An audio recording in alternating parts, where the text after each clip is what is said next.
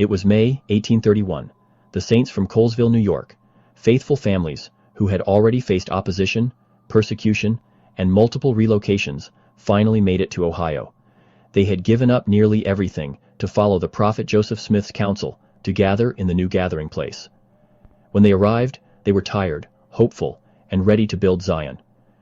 Lyman Copley, a convert and former Shaker who owned farmland in Thompson, Ohio, had offered to let them live on his land. It was an answer to prayer. But it came with conditions. Lyman still held on to some of his Shaker beliefs, and while he had joined the church, he was uneasy about fully living the law of consecration. This is where Doctrine and Covenants 51 begins. Bishop Edward Partridge was charged with organizing these new arrivals into a consecrated community. In verse 19, the Lord gave a principle that would echo across generations. He that is faithful and wise in time is accounted worthy to inherit the mansions prepared for him of my Father. This wasn't just about managing land, it was about managing trust, stewardship. The idea that what we're given, whether land or leadership, is the Lord's, and we are to care for it with integrity and consecration. But things quickly unraveled. By early June, Lyman Copley changed his mind. He evicted the saints from his property. Suddenly, these families, who had sacrificed so much, were homeless again. Section 54 of the Doctrine and Covenants was received in that moment of loss.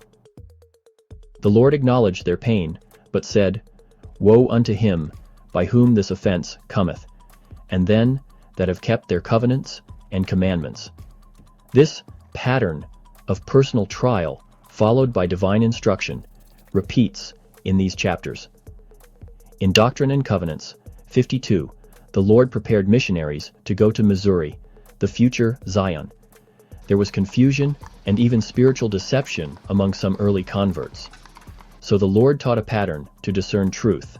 He that is overcome and bringeth not forth fruits, even according to this pattern, is not of me. Meekness, contrition, edification, obedience. These were the signs of a true servant. Then we meet William W. Phelps, a newspaper editor from New York.